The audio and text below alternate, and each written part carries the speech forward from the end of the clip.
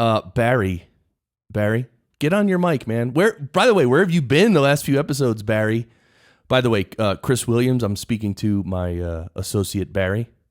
Do you know Barry? No problem. Hey, Barry. I don't. Oh, Barry, you want to say hello to Chris Williams? Yeah. Oh, yeah. Oh, okay. All right. Oh, there he is. And Barry, do you understand the caliber of engineer we have on the show today with Chris Williams? Oh, forget it. I know. I'm telling you. And what do you think about my solo episodes when I don't have a guest, Barry? What do you think about that? There's no activity, no giggle, no nothing. What?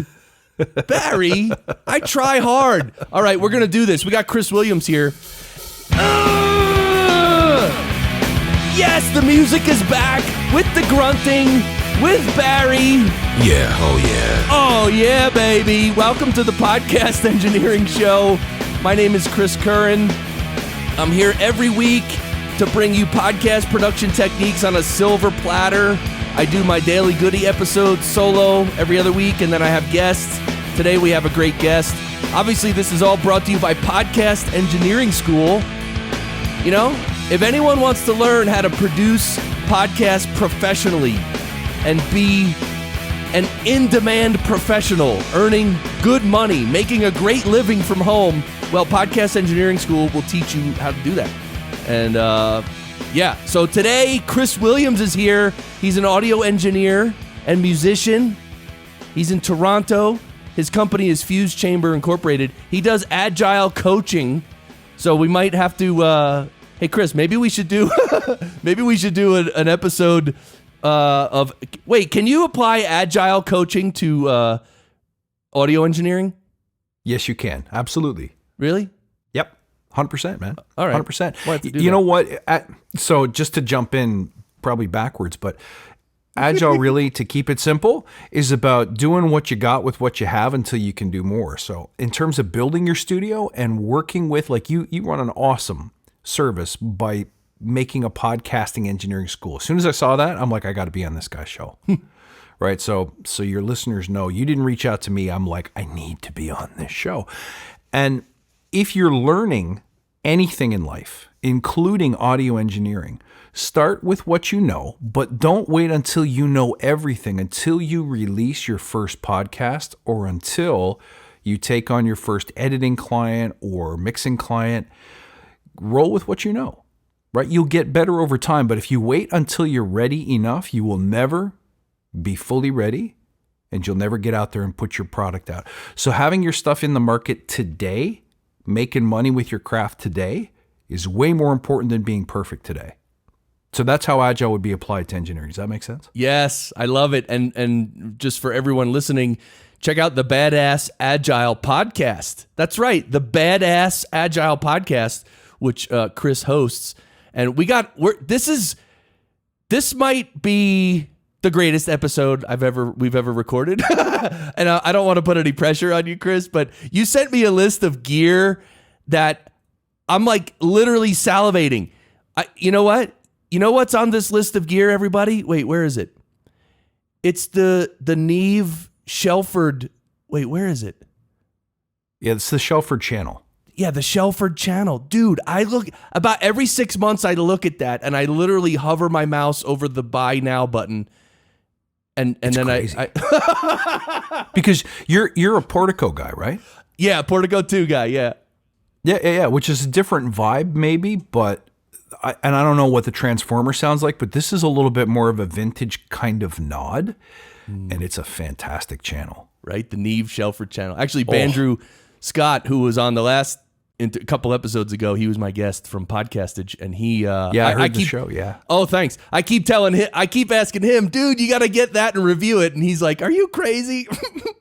But it's he's using an LA610, right? The one with the the kind of down level LA2A built right in. It's got 2 channels of tube, like a real 610A channel in it with the real nice EQ and all that. I think that's what he's running through, right? Yeah, that's one of the things he runs through. Yeah, he's got a few channel strips now.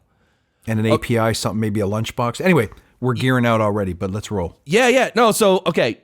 So we got the speed round, which we're going to do. So when you get ready to do an episode of the Badass Agile podcast, I want you to just quickly describe the equipment that you set up, describe the equipment and the signal chain, and then just real briefly how you what tools you use to process it, and software and plugins.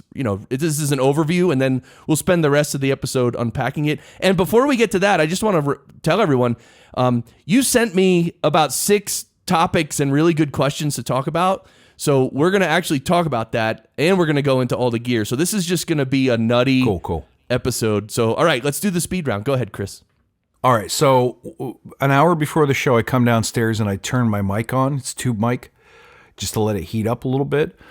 It's a Manley reference Cardioid, which is, look it up. You'll see where it's got a nice, it's a tribute to a 47, but like a Neumann or a Tele U47. Right. But it's got, I would say the mid's a little less punchy, but it's got this great, you're hearing it now.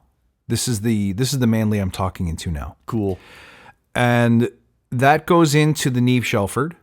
And I actually record, I'm a big believer in committing your mixing decisions. So over time, I've mixed my own voice so many times that I know it needs a cut at 200, it needs a boost at 1.5 to 2.5, and it needs a little bit of top shelf.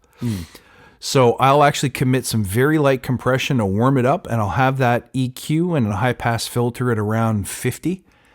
And that goes straight into a Universal Audio Apollo X6 direct, like bypassing the pre's, just using that for the converters. And then that goes into my MacBook where I record straight in Logic. And I do all my editing right in Logic.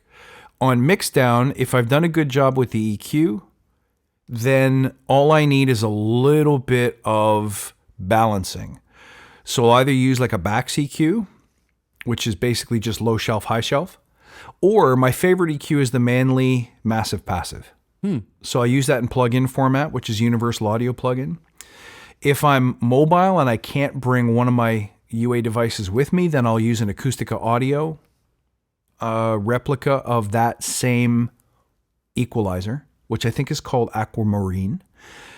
And then, let's see, compressor. I will use the Shadow Hills mastering compressor.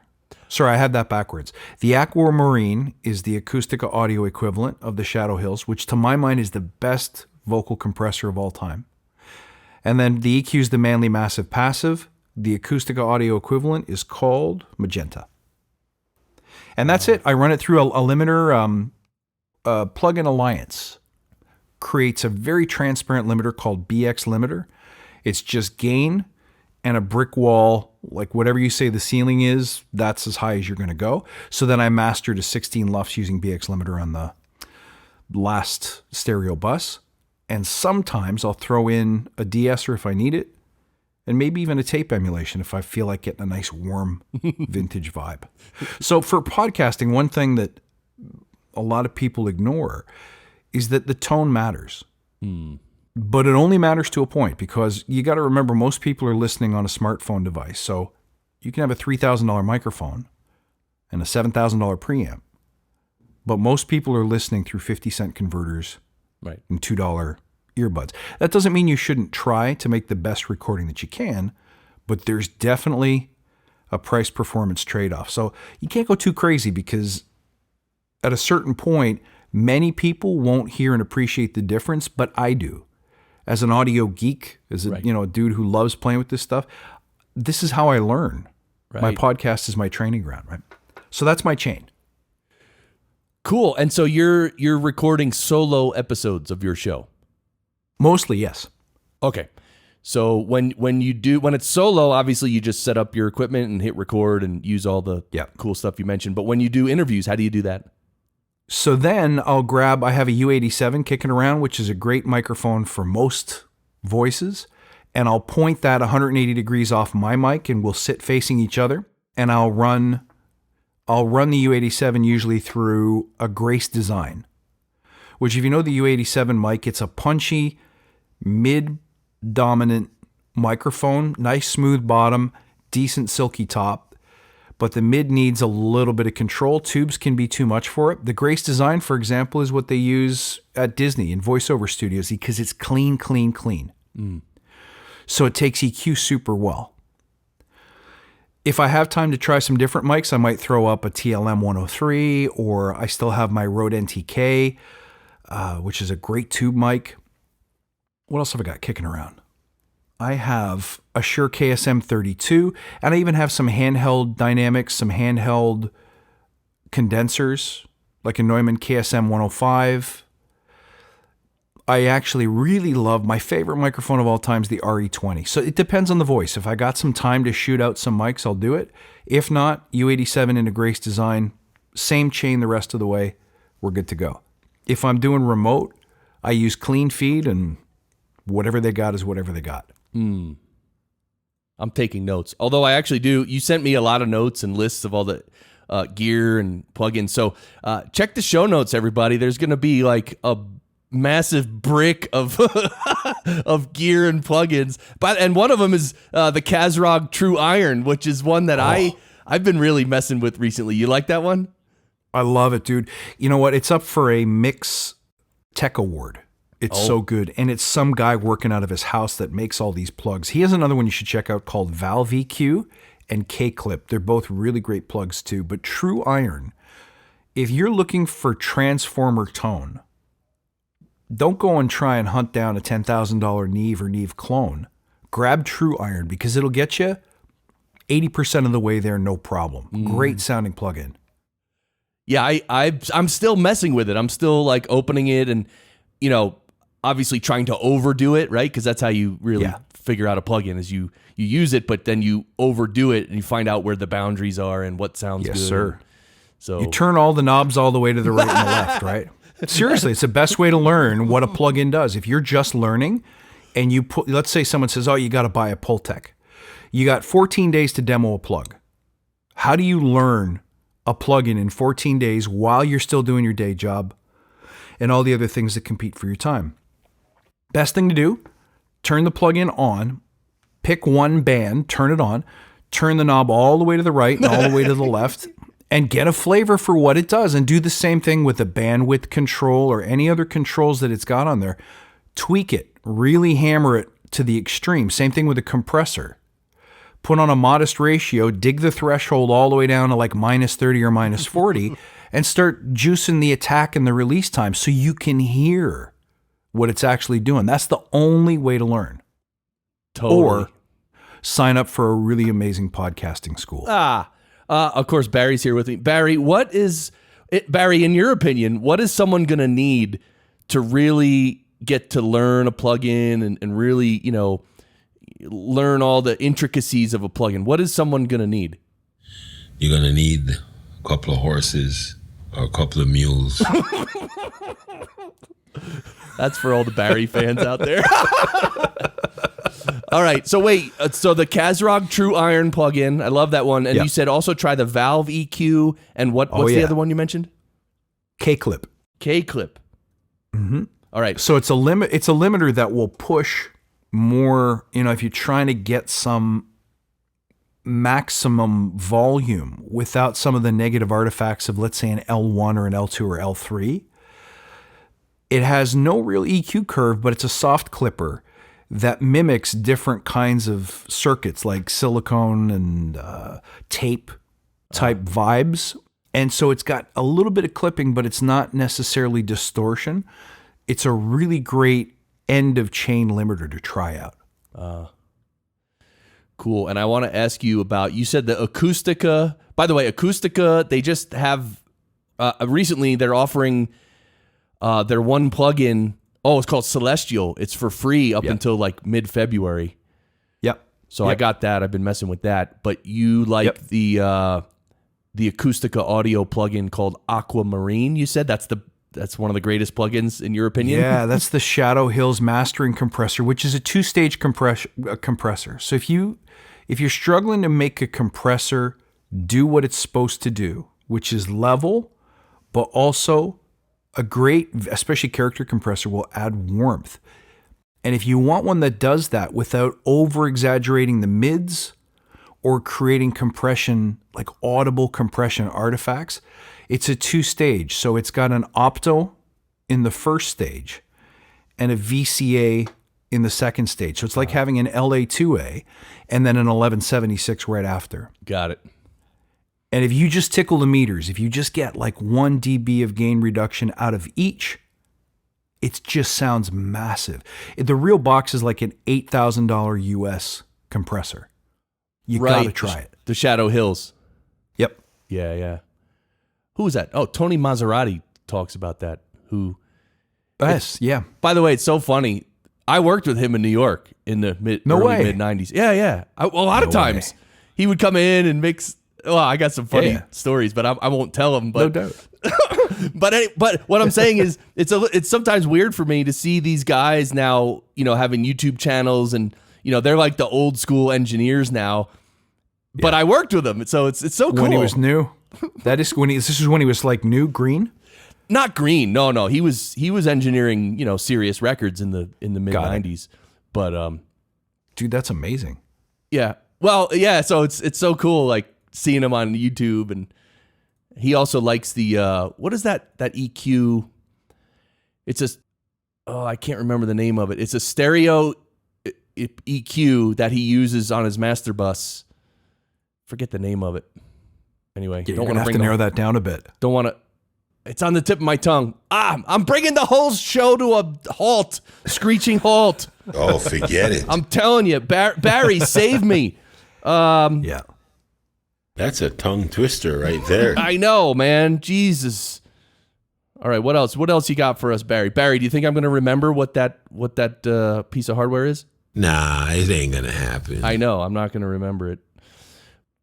Although I really want to remember. Okay, so let's get to these questions, because we're going to, again, this episode's going to be a little bit all over the place, but let's get to these little questions / topics that you sent over. Does expensive gear make you sound better? And, this is especially relevant in podcast production because this, so first of all, Chris, I don't know if you know, there's a lot of people who are podcast consultants or podcasting experts who they give plenty of opinions about gear and sound and everything, but they're not engineers. They don't have any experience engineering. They don't know much about actual audio and engineering, but they'll give opinions. Oh, this is a great mic. That's a great mic and all that. And, usually they're correct because, if you say an ATR 2100 is a good mic, I mean, it is a good mic for podcasters. Yeah. Yes. So, but a lot of times these consultants and coaches, they go overboard and they say, oh, you don't spend a lot of money. All you need is, they'll just recommend like really cheap gear, and they say, oh, just start your podcast. So it's an interesting point. Do you need expensive gear to make you sound better? What do you think, Chris? It's a great question. So as I mentioned before, if most of your audience is listening through 50-cent converters, I can take my smartphone and I can play 3 episodes of my podcast, one that was recorded with a $500 condenser or a $200 dynamic, and compare it to the one using the Manley reference Cardioid, and most people won't hear the difference coming through those smartphone speakers. What I recommend is that learning the art of great audio, like expensive tools, make the job of the engineer easier. So the TLM 103 that I have sitting here, it's a nice mic. It's a Neumann. It's probably $1,200. But if I record with it, I'm going to spend way more time trying to EQ out the woolly bottom end that it has on it. It's just not right for my voice. It's not so much about the expensive gear. It's about the right gear. And the only way to know what the right gear is to learn your gear. So start with whatever you've got. Understand what it does. Learn how to listen. Even if you're not a trained audio engineer, what's happening in the basement, what's happening in the mids, and what's happening in the high end. Learn how to identify. Even if it's like in the bottom end, I hear wool or wood or mud or fog. Great. Now you're learning how to put language and almost an emotion or a sentiment or a descriptor around what you're hearing with your ears. And in the mids, you might hear honk or nose or bite or edge. And in the top, you hear sizzle. Once you've started to identify that, now you can take the mic that you own and try a friend's mic or rent a mic or buy a mic or hear someone else's recording with that mic and say, you know what, that one's got more bite and I like it. Right. Do you know what I mean? Until you learn the gear that you have, spending more money will not make you better. But knowing your gear and knowing how to compare it to other pieces help you as an engineer saying, all right, I got a guy or a gal in today who's got an airy top end. So I want to choose a mic that's either going to accentuate that if that's what I want, or tame that if that's what I want. You see? Yeah. So until you know with your ears what a mic or a piece of gear is doing, spending more money won't help you. What do you think?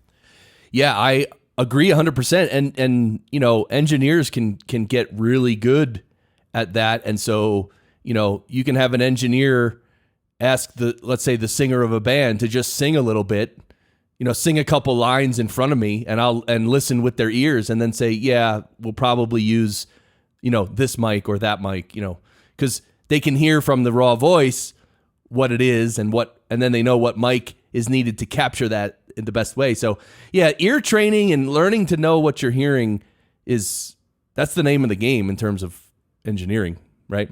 100%. Now, there are some pieces of gear that do what they do exceedingly well. Classically, to my mind, the RE20 Electro Voice dynamic microphone works on everything. Works on guitar cabs, works on almost every kind of voice, works on acoustic even, and it's super well balanced. It's reasonably easy to drive. An SM7 requires a little bit more skill to balance it properly. And frankly, if you ever put an SM7B through like a Focusrite 2i2 and then you get a chance to hear it through an API, night and day, totally different microphone. But if you need a $5,000 mic pre to make a $500 mic work at its best, it's not worth it to me. Right. The RE20 just works. So if you're willing to spend, what's that US, that microphone, maybe $400, $500? Yeah. If you're 400, yeah. 400. Yeah. So when I do any kind of podcasting where there's going to be music in the background, I need a mic that will punch hard. So the RE20 takes EQ exceptionally well. And I know if I run it through an API transformer, which I use the emulation on the Universal Audio, called the API Vision Channel Strip, it's great. And it stands out above music, but I'll use a totally different compressor. I'll use a distressor. Oh, a distressor. Because the distressor it's got all kinds of guts. It just makes stuff stand out, jumps out of a mix. But if I'm recording solo like we are now with no background, it's too much. But again, you know that by trying the gear, seeing what it's capable of, seeing when it works well and seeing when it doesn't work well. Totally. Okay, so right now you're using your Manley reference microphone. It's a cardioid microphone. And that's plugged into what exactly? So today, just because we're doing it over the internet, I couldn't use the Neve. I use instead a Universal Audio Aero. And the preamp that I'm using today is the API Vision Channel Strip with no EQ, no compression. Okay. And so, yeah. So the UA stuff, Universal Audio, the Aero, the Twin, the Quad, the X6, UA makes great stuff. And just describe for all the listeners what it's doing, like emulating those channel strips or classic mic preamps and stuff. So Universal Audio not only makes classic analog hardware, so they're the ones that created the initial 1176 compressor. They, I think, also own the LA2A, I think is a Teletronics. That may have been a UA property at some point. I could be wrong. And the 610 console, which was, you think Van Halen 1. If you like that record, that was recorded on the 610 console. And I mean, Arcade Fire used one recently. It's a classic piece of tube gear. And what they've done is modeled the component circuitry of all that classic gear and create plugins that you can use either in post-processing or even in real time. So at the moment, I'm running my microphone into the XLR input of the Universal Audio Aero, and I have the API channel strip turned on. So it's similar to tracking through a real API desk. Yeah. So I bought this unit. I mean, I've had a Universal Audio for 10, 15 years, but I used it because when you're doing mixes of music and you want a little classic flavor, you want to grab a Neve EQ. Those are extremely rare, hard to come by, difficult to maintain. So you get some of that vintage vibe without the vintage cost. That's what Universal Audio excels at. Yeah, and someday I hope to get... Well, when I hit the lottery, I'm going to buy all the UA stuff and try it out and everything. But right now, it's I don't even have time. Even if someone gifted it to me, I would have trouble, having time to play with it all because I'm busy working and all that. You're busy, of course. Here's the thing about vintage gear, though. The reason why people love and think that they must buy a U87 or a Neve 1073, and the reason why when you plug one in, even a good simulation, and you hear it and you go, oh man, that sounds better to me. But that's because you were raised on records that were run through a 1073 or through an API Vision Desk or whatever. They're not necessarily better. A 1073 can be a dirty, scratchy, grainy beast. Right. But on a snare drum in a rock context, it's exactly what the doctor ordered. Right. But for a podcast, it might be it might be too much. To be honest, I've owned Focusrite stuff, the prosumer stuff. My very first recordings were done on a Sound Blaster Audigy. And I don't know how you got into this business, but I got into it when I was 15 because I was a guitar player. Any chance I got in school to do an assignment where I could write a song or do something with audio, that's what I would do. So I'd go down to my old man's 2-track cassette recorder, and I'd have a buddy record a drum track with he had these Simmons electronic drums. So there was a stereo out. So there's your 2 tracks gone right there. Then I would take that tape deck and I would take the outputs and send them to another tape deck. And then I would plug my guitar into it or mic up my guitar, and I would play guitar. So there was another track, and then they call that bouncing.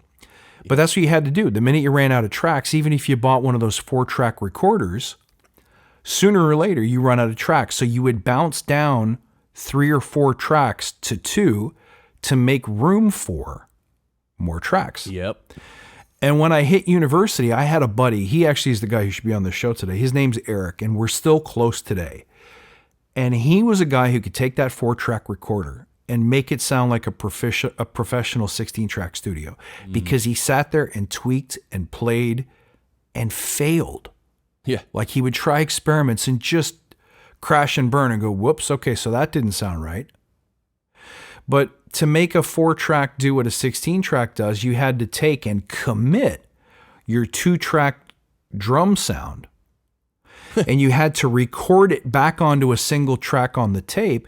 And if it was too loud, you were screwed. If it was too quiet, you were screwed. If the EQ was wrong, you were probably screwed. So you had to really get good at trusting your ears and making the most out of the gear that you had. Because we were broke. We had no money, but we wanted to make records. We wanted to make songs, right? We wanted to make tunes. That's where I learned engineering. And as such, I have an appreciation for maximizing whatever gear you have access to. Right. That's the secret. Yeah. Wow, you brought me back there because I actually did that with a buddy. We recorded an entire demo on a 4-track. And yeah, you fill up the 4 tracks and then you got to mix it down to 2. Yep. And that 2-track mix, you're mixing. First it's the drums. You record 4 tracks of drums, and then you have to mix the drums down to 2. Yeah. And then you can add a bass and a guitar, and then you got to mix the drums, bass, and guitar, commit to that, and all that. Yeah, it's really, I don't know, maybe when, me and Bandrew were talking about getting a cabin in the woods for like a week and just hanging out, recording cool stuff. Like, that'd be a cool test. That'd be a cool TV show. Give everyone a crappy cassette 4-track and say, hey, record some songs. Make me an album. That's right. Yeah, Absolutely. Make me an album. Yep. Forget the 19 writers in a room. Did you hear that they're doing that? That's how some record labels are actually helping artists write songs. They'll literally have like these songwriting camps. They'll get like 19 songwriters in a room, and they'll basically all work on the same song. So there's like songs that have been written that have like, 18 or 19 credits for songwriting. It's like, what? Yeah. But there's two streams of music. There's the stuff that is written to appeal to the modern ear. And that stuff, way, way, way back in the day, you had professional songwriters, professional jingle writers who knew how to make something catchy that was ear candy that would cause people to want to hear it again and again and again. Then there are people who, they're complete originals. And they just sit in a room and write. And this is what I do as a musician. So I open up Logic and I have 20 minutes a day. I just play the guitar. Once a week, I use that 20 minutes to go back and find the stuff that's like, oh, that was good. Like, that's really unique and different, and I like it, and I'm going to make something out of it. So there's two approaches to songwriting, and they've always both existed. So the hit factories, do you remember the 80s? You had like Bananarama and Rick Astley. Yeah. Or even you had like Bryan Adams and Shania Twain and Def Leppard all kind of started to sound vaguely the same. That's because Mutt Lange was behind the desk, and as a producer, he had the same pop aesthetic. Right. So yeah, totally. I mean, even the lyrics. There's a certain kind of lyric that people want to hear. So no, I'm not surprised to hear that at all. Right. All right, let's get to one of your other points that you suggested, which is character plugins versus clinical plugins. And let's start with clinical, because how do you clean? So when I produce podcasts for clients, we record a lot over the internet. We record with people who literally are using earbuds in a terrible environment. And there's a lot of like audio restoration and fixing and, de-reverb and de-click and it like, fixing major problems. Do you ever have to fix major problems? Sure. And if so, how? Yeah. And that's when that happens, that's when the clinical tools come in. So I don't love things like Isotope, because the artifacts they introduce can be really distracting and sometimes make things sound worse. The most I'll use on my own recordings is Waves NS1, because it's like an intelligent gate that will suck a little bit of room reverb out if you have it, and it will cut machine noise, HVAC, self noise from the mic or the pre. Does a great job, a little bit of a compromise, but worth it. Now, if there's a real problem, like echo, first of all, where it starts with the source, doesn't it? So where I can, I'll tell people a bigger room with carpet is way better than a small room that's super treated. Because even if you have treatment, some part of the frequency is going to cut through your blankets, your foam, your whatever. And because the walls are so close to the mic, everything is married almost inextricably to your microphone tone. So a bigger room with carpet and a couple of strategically hung $30 U-Haul blankets gets you as close to pro as you need to be. So if the client can set that up, great. If not, sometimes outdoors where there's no car noise, no nature noise is great. Other times it's like just go in your living room, get close to a bookshelf. And hey, the little mic on the Apple earbuds is actually not that terrible. It's certainly better than the one that's built into the smartphone. So sometimes you end up with some problems, but if you listen like you and I did for a couple of minutes before the show, we can say, sounds like you are near a hard surface. Can you try backing away 10 feet? So we try to correct it before we go. But once it's on tape, there's not much you can do except use tools like Isotope to remove, let's say you got some heavy reflections. Nothing's going to get that job done like either a really sharp gate or a purpose-specific tool. Yeah. If you have a cycle hum, or if you have HVAC noise, or you have hiss, then a really good pinpoint EQ that doesn't introduce any, first of all, phase problems, but also you don't want something like a Pultec has got a fairly fixed band. And if you try and boost or cut bass using a character EQ, it's going to take too much of the wrong thing out or add too much of the wrong thing back in.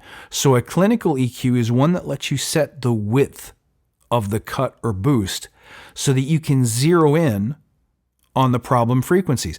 And what we're going to do there is what you and I discussed before, is you're going to go fairly narrow and then you're going to crank it. Like gain plus 10, plus 20, whatever you got. Right. And you're going to sweep slowly through the frequencies.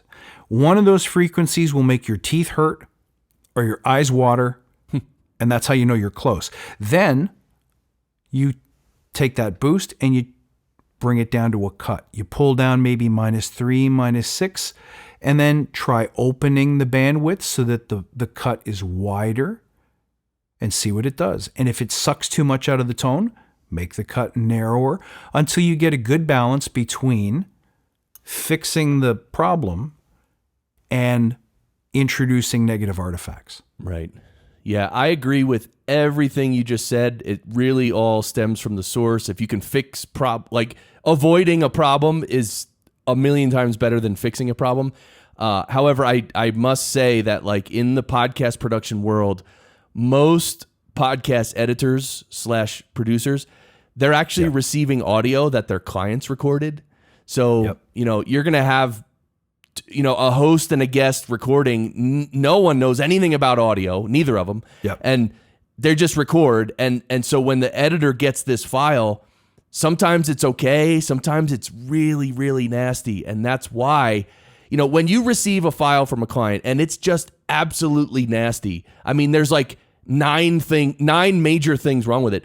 That's when a tool like iZotope RX, you need that. Like, I don't care about phase at that point. I don't care about anything. Like, we just, I need to fix these major problems, and iZotope RX does a great job at that. So, again, sure, but if you fix things, if you avoid the problem first, then you might not need RX. But in podcast production, RX is gold, man.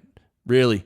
You're absolutely right. And I check out the forums on Facebook for podcast editors all the time. And it's a classic and chronic question. My client sends me garbage.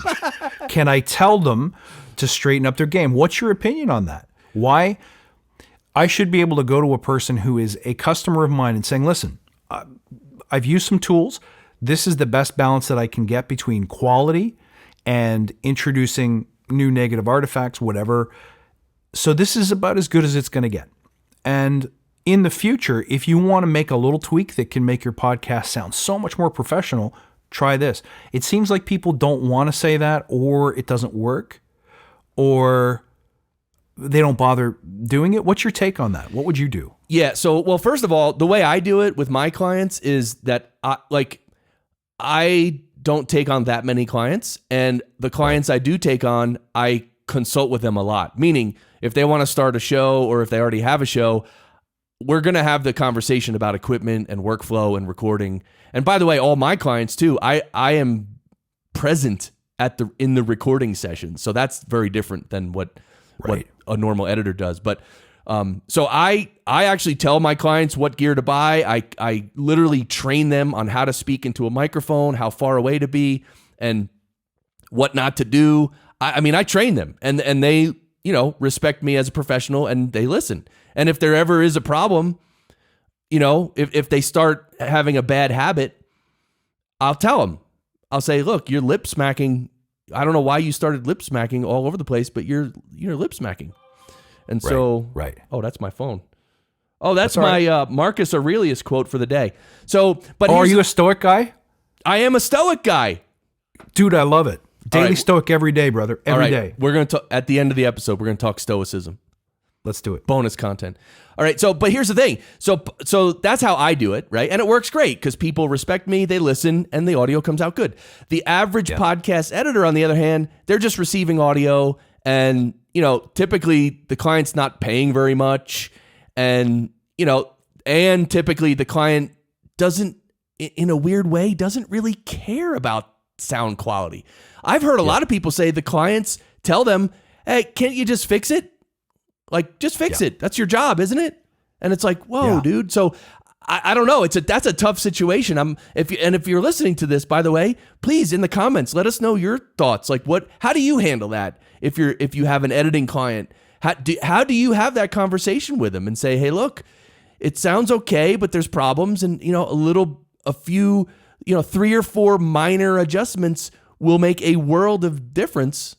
But I assume some clients would respect your thoughts, and I assume other clients would just be like, well, that's your job, just fix it. Right. But here's the deal. You can't polish a turd.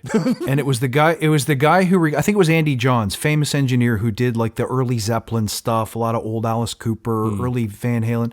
That was a saying of his, you can't polish a turd. So garbage in, garbage out. Yep. And if you're not willing to make some of those changes at the source, there's only so much I can do with tools to make it better. Right. So there is something to be said for learning how to get and make those tweaks at the source. I'm a big believer in that. Totally. All right. So favorite plugins. We talked about a few. I'm still stuck on this Acoustica Audio Aquamarine. I'm going to try that one. How much does it cost, by the way? Do you know? Get the demo. Check it out. Okay. Get the demo. I'll send you my preset that I use on my voice. Tell me what you think. Okay. Yeah, I would love that. And also I want to try the Kazrog, the other two, the Valve EQ and the K-Clip. You'll love it. What other plug, like besides UA plugins, because if like me, I don't have any UA gear, so I literally cannot use any UA plugins. I use mostly Waves, FabFilter. I love. What are your opinions on FabFilter? I like FabFilter. They are more on the clinical, do a little bit of everything and do it really well side. Their user interfaces are second to none. Tonally, they're some of the best respected plugins in the market, but you got to shell out some dough to get them. Wait till they're on sale or buy them used. Don't forget, there's still a used market for plugins worth checking out. So the forums like gearsluts.com, or I can't remember the name of the other one, but any forum will have a buy and sell or classified section, both for hardware and for plugins. But if you want to go on the cheap and dirty, I'll tell you a secret. Waves Renaissance series, so Ren EQ, R-Comp particularly, are two of the best plugins ever made. They're probably at this point 17 years old. They still stand up today, and you can usually buy them. I'm willing to bet you can get the whole suite for $30 on a good day. If you don't want to spend any money at all, but you have a DAW like Logic or Pro Tools or Sonar or Cubase, the stock plugins are getting better and better every day. But there are companies like Klanghelm. I'm trying to think. I can pull up some names here while I'm sitting here, as a matter of fact. There are some companies that make like $10 or pay what you can, or even what's the company that has what they call a gentleman's version and then a free version? They have an equalizer called Nova. They have a really good compressor too. Are you familiar? No, actually. The gentleman's version. Well, that's not for Ralph Rivera. Yeah. Oh, yeah. Ralph M. Rivera. So Klanghelm makes this really great compressor that's cheap that you can try, and it emulates Fairchild, and I think they do like an LA2A opto-style compressor as well. That compressor is called MJUC. So the letters MJUC. The other company I'm thinking of is... Oh, by the way, I thought of the thing that Tony Maserati talks about, the Curve Bender EQ. Oh, yeah, that's the Chandler. The Chandler Curve Bender. That's what I was thinking of. There's a plugin for that, like right? Totally. So I think Waves makes one, don't they? I don't think, no, Waves doesn't make, I don't think Waves. Well, you were recently, one of your episodes, you said you were using the Waves Abbey Road, like the EMI style mastering chain. Yeah, the TGI. The TG. Right. Mastering chain. So the Curve Bender by Chandler is an emulation of a lot of that EMI gear. Okay. So you can get close for sure. Anyway, the other company I was looking at is called Tokyo Dawn. So they have a free version of a really good compressor, not too charactery, but really effective, good sounding, and they have an EQ as well. Check out their stuff. They make really, really great stuff on the cheap. In terms of other companies that have really great sales, or hey, monthly bundle prices. So you can have all of their plugins. Plugin Alliance is one great one. I love all their stuff. Their limiter is on everything I do. And Kush Audio, the guys who make the UBK1, the Novatron compressor. Oh, so good. They're more vibey though. They're more character. So check those out. They all have try before you buy. A Kush Audio subscription is $10 a month. And I forget what Plugin Alliance is, but it's close. Okay. And then there's, what's that other one? The plugin company where you get all their plugins for like $15 a month. Let's see. Who It's could named that after be? a guy. I forget. Slate. Oh, Slate Digital. Yeah. You know, I don't own his stuff, but he's such a character that I want to try his gear. I hear it's Right? really, really good. I've never tried it either. Yeah. Yeah. So definitely check out Slate Digital. But you know what? If you have Logic, for those of you who are Mac users, if you have Logic, they make stock plugins that emulate the Neve 1073, the Pultec EQ-P1, and they have a great compressor that models VCA style, Opto style. You got all the flavors to play with right there. In Logic Pro. And they're free. Yeah. And I hear that Pro Tools, if you're a user as well, very similar. They've got some really great free plugins now. Right? Yeah. I miss Sonar. I grew up on PC. So my original DAW was Sonar. And near the end, they started creating some really nice character plugins too. So don't be afraid of free. The point is to learn to trust your ears, to hear what a compressor is doing, to hear what an EQ is doing, and to be bold and say, I like this better. I think this sounds better. Right. And then committing that to the air or committing it back to your client. That's the only way you learn. Try, have your customer say, this is not quite what I'm looking for. And go, okay, great. What don't you like? What do you like? Let me try again and fix that. Yeah, but in podcasting, like the customer doesn't know anything. Like, I mean, as long as they can hear it, they're like, oh, sounds good. Well, I don't know how often you talk about this, Chris, but use a reference. Like find a podcast that you admire the sound of and try to hear what do you like about it. Oh, well, Chris has got this nice bassy tone, or he's got a nice airy top. And then try to use the tools that you have at your disposal to mimic that as best you can. There's even tools out there that will let you analyze the frequency curves to see, am I close? Am I getting there? There's new plugins that will even match it for you. So the tech is getting crazy. But if you don't know what to listen for, how will you ever get better? So the importance, like in music mixing, the idea of not having a reference CD is insane. You're always going to throw in something in the artist genre. So if someone comes to you with jazz and they really like Norah Jones, you're going to throw Norah Jones on there and you're going to say, well, how are we close? How are we different? Right. Do we like the differences? What is it about this CD that you like? I think people should do the same thing when they're mixing their podcast. That's how you learn. Right. I want to ask you about tape emulation. I think you may have mentioned it. I think on the mastering bus, you said you sometimes use the soft tube tape. Yeah, great plug. Give me your thoughts on tape emulation, because again, that's one of the things that podcast editors or producers, they don't really use, and because it's not 100% necessary. But what are your thoughts on tape emulation plugins? So tape emulation plugins obviously mimic the sound of old multi-track tape, master tape, even cassette tape. And what we like about those tones, again, the records you grew up listening to were done on tape. So we have this kind of tendency to like the sound or to crave the sound. But what they really do is a couple of things. Number one, when you drive signal hard to tape, it saturates. So in the same way that TrueIron provides some saturation, and that creates some warmth from the transformers, but also the way that sound registers to tape and the way it moves the magnetic particles. There's a characteristic sound there that we love. It also creates a little bit of a bass bump automatically without having to mess with EQs or try to find a curve. There's a characteristic curve built into those tape emulations that a lot of people find pleasing. There's also, most tape machines had a top-end shelf control. And a lot of them were really airy and smooth, silky smooth.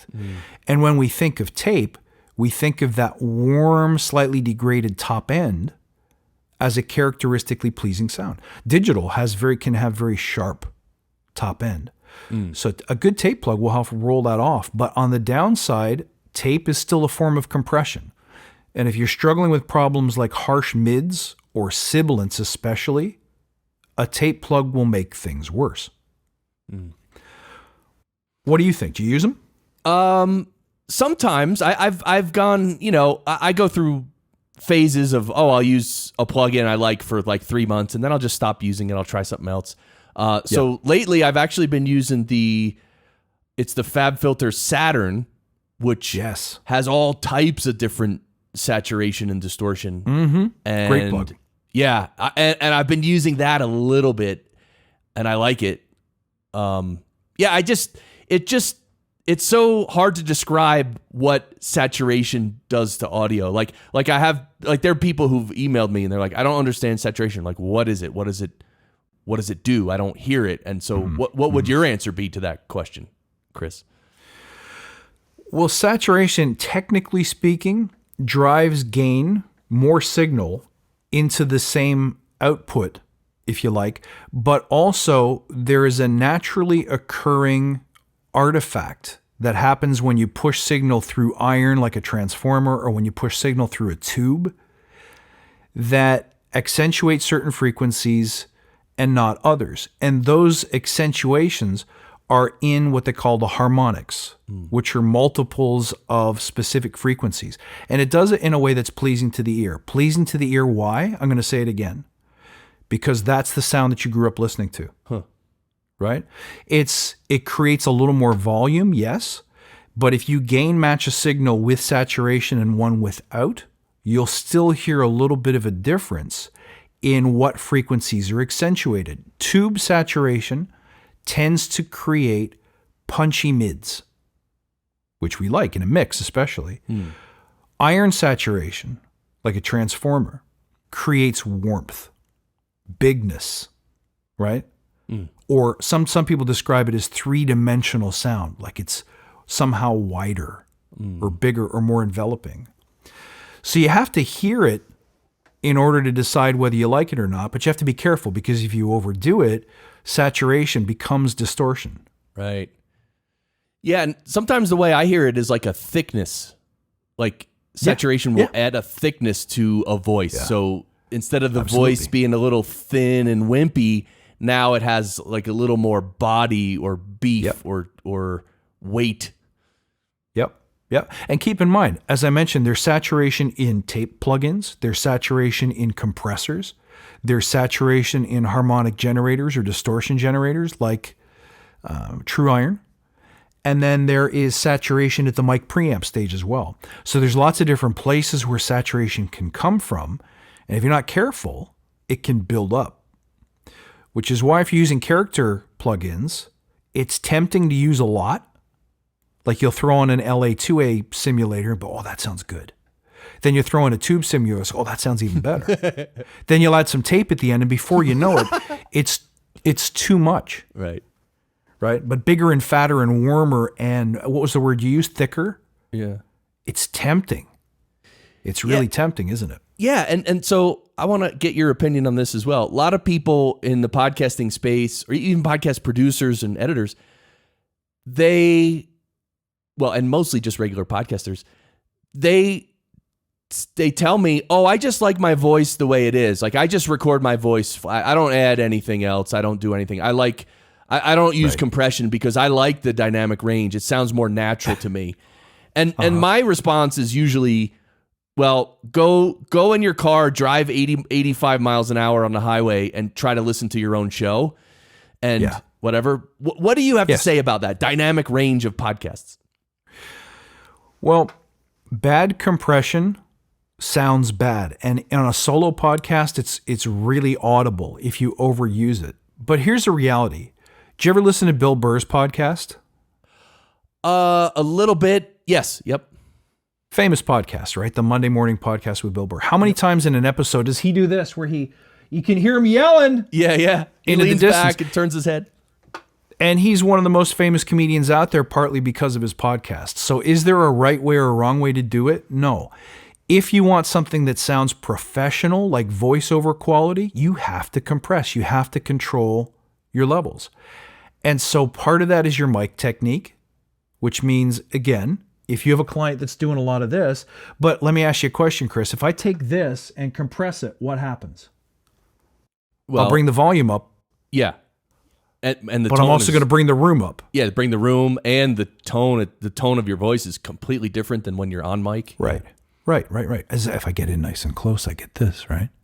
So if you have clients that are doing a bit of this, and then they're over here, and all you can hear is the walls and the drywall and the glass ringing off of it, if you compress that, you're going to bring all of that junk up. So the best kind of compression starts with the instrument. Right. Think about it. Even when people say, I have a sibilance problem, a trained voice actor knows that you can say an S one of two ways. You can say it like this, right? Or you can remove some of the energy around the S. You can pull it a little bit further back in your throat. Right. And all of a sudden the kind of sounds don't pop out of the microphone. So the more you can correct at the source, the easier your job as an engineer becomes. But if someone gives you something where the volume's fluctuating highly, and 1 minute they're talking soft, and then another minute they're on top of it and they're clipping, you're going to have to do something. Yeah. I struggle with this because it's just bad mic technique when you're on the mic and then when you're over here and you're off the mic. Yes. One of the ways I try to fix that in post is with a multi-band compressor, because that helps a little, but that's a problem that cannot be solved. A multi-band compressor might help a little bit because when they're off mic, there's not as much clarity. Sure. Like mids and highs. And so if I compress it a little first, then use a multi-band compressor, it sort of evens it out. I mean, slightly, right? You can only do so much. But anyway, that's just one thing I try to use, which helps a tiny bit. Yep. Now, having a lot of people will say, oh, mic technique, I don't want to worry about that stuff. But if you don't respect those elements of the art form, that's the same thing as saying, I want to have a YouTube channel, but I'm going to show up on camera with my shirt up above my belly button and my gut hanging out over my belt. It's like the way that you use the gear and how you show up and your technique with that gear matters. Right. Video is a visual medium. So if you do things that are visually unpleasant, nobody's going to like your video. Audio is an auditory medium. If you do things that are unpleasant to the ears, no one's going to want to listen to your show. Yeah. And it totally, you know what? It always, like, knowing how to use the equipment and using audio equipment skillfully is, you could see it when you watch really great singers when they're live on stage, and the way they hold the mic and the way they work the mic in their own hand. Like Mariah Carey is a classic example. You ever watch her sing live? Because when she belts out something, she literally moves the mic like 1.5 feet away from her mouth. Right. Because otherwise she's going to overdrive it, right? Exactly. And then when she gets real up and close and, intimate, she holds it right up to her mouth. She's playing it like an instrument. Exactly. But there's also another musician there at the mixing console who's looking at his buddy going, there's not enough 2K in there, right? Like, that's another kind of artistry as well. You just don't see it because it's not on the stage, but it doesn't mean it's not there. Yo, definitely, yeah. It really is artistry. It's a good dynamic between like a clinic, like an audio engineer is sort of like a doctor, but also sort of like an artist, right? Exactly. But I think what we've arrived at is that good gear matters, but it's not essential for making a great show. I mean, content matters so much. The personality, the performer matters so much. The source matters so much. But at the same time, the expensive gear only makes your job as an engineer easier, right? Totally. The thing that you need to do if you're a serious podcaster with an interest in audio engineering, or if you have a goal of becoming a professional podcast audio engineer, the secret is working with the gear you have. Like my buddy Eric that I mentioned before, we will have weekend text marathons where I'll say to him, saturation, go. And he and I will then go into, like, we'll go and buy or demo every saturation plugin we can find, and we'll say, what'd you think of that one? And we'll send each other samples back and forth and say, listen to what this is doing to the snare. Listen to what this does to the bottom end of the voice. As with anything in life, dude, you have to be so passionate about what you're doing that you would do this until 2 a.m. anyway, even if nobody paid you to do it. If you have that mindset and that attitude, you will get better, you will be successful, and you will learn the craft at a professional level. I truly believe that. Yeah, definitely. So we're getting on in time here, but I want to ask you about Clean Feed. Tell us about your experience with Clean Feed, and do you like it? I like it because first of all, the storage is in the cloud. You don't have to have the other person record locally, but it also does, I want to say 1644 quality, or at least a 320 megabit per second MP3. So the sound quality is great compared to, say, Skype or Zoom. Yes. Yeah. So you haven't used, okay. So right now you and I are connected over Zencastr, and Zencastr is a good one that I use. And also Squadcast is another good one. The difference between, so Clean Feed actually records locally on the host's computer, and it records the guest's audio after the guest's audio travels over the internet. Right. So Zencastr and Squadcast are different in the sense that right now, for instance, right now on Zencastr, your local machine is recording you locally before it even comes over the internet. And then after the session, and in the background of our conversation, Zencastr is uploading that local recording. So, so that way it avoids any internet glitching, which Clean Feed, I mean, it's a good service. I met those guys. I like them. It is a good service. And, but it does record the guests after the audio's come over the internet. So there is a possibility of glitching that you can't really fix later, but it's very rare though. Right.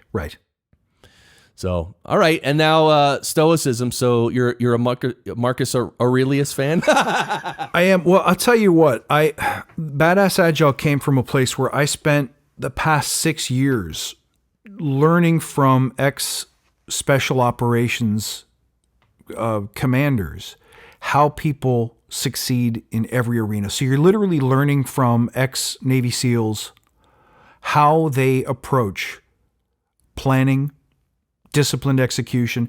How do people who can't fail succeed in the worst possible environments? I wanted to learn that. And Badass Agile, when I started working with Agile in my professional life and started working with special operators in my personal interest, I found out that a lot of the principles were the same. And a lot of those principles are mirrored in Stoicism. So I love the philosophy of being able to say, hey, it's not what happens to you, it's how you interpret what happens to you. Use your best energy to live a happy life, a principled life, a life based in service.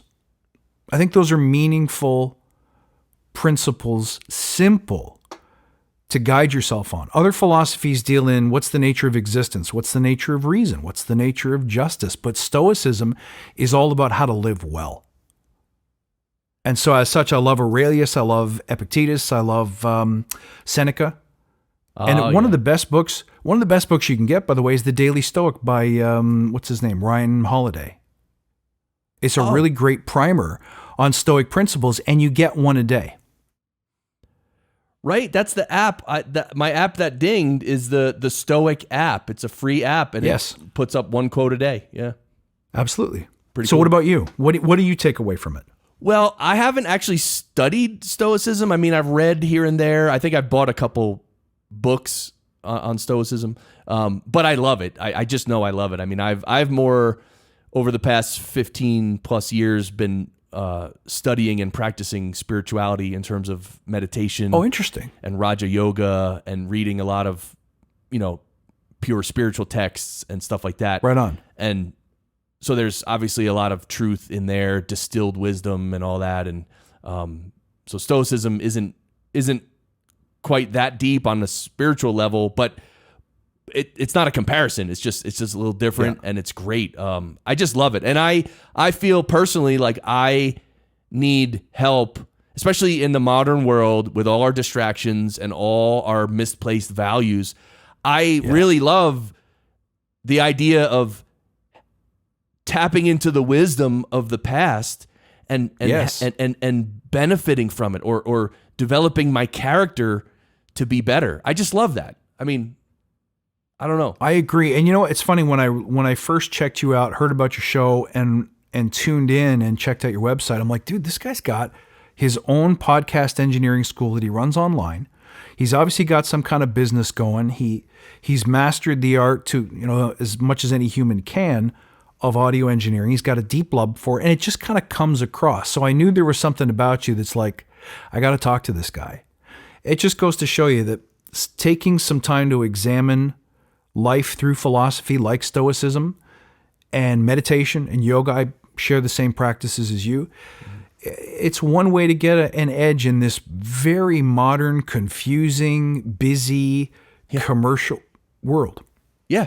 It's so good on you, man. Daily Stoic, go get some. Yeah, thank you, man. Yeah, it's so cool. Like when you meet a person who's really shallow and self-centered, you get a vibe from that person. Yes. When you meet someone who seems really well-read and deep and considerate, it's a completely different vibe. Yeah, like Barry. Barry, would you ever read Stoicism? Nah, it ain't gonna happen. What? What do you mean? But that's because Barry's stoic out of the box, dude. He doesn't. There's some people that are so cool they don't need to study. Right? When we study Stoicism, we're trying to be like Barry. Well, that's Barry, the deal, man. You were just kidding, right? Yeah. Oh yeah. Yeah, he was kidding. So. And scientific report from California was saying the same thing. That's right, a scientific report. Remember that. So Barry, what do you think about the way we're ending this episode? It's a mess. It's a mess. All right. Well, Chris. That's harsh, Barry. Chris Williams, dude. This is where dude. There's so much gear and plugins here. We got to talk again. So I hope you could come back in maybe like a year, 6 months or a year, and we can really go deeper, because this was really awesome. Waiting. I'm so psyched about what you're doing. Your Badass Agile podcast. I hope everyone listening can go subscribe and check it out and become more badass, become more agile. And this has been great, man. Thank you for coming on the show and really giving us so much great information, Chris.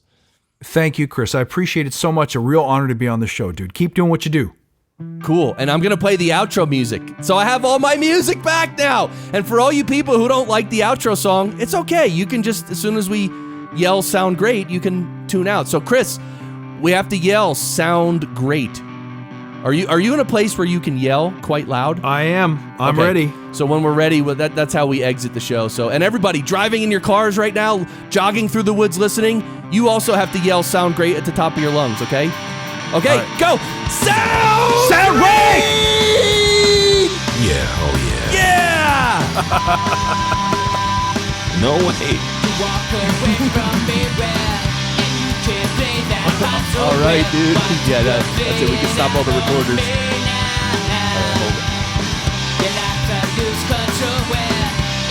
Oh. No, hold on one second.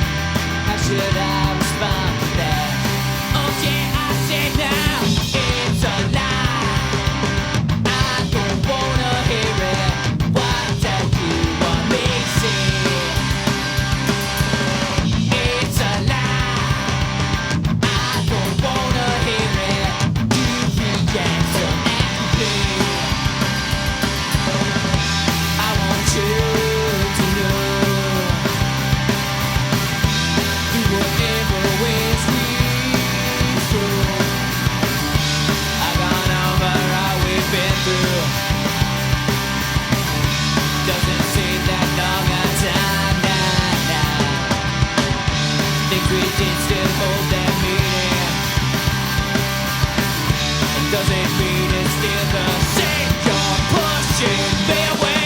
The world your theory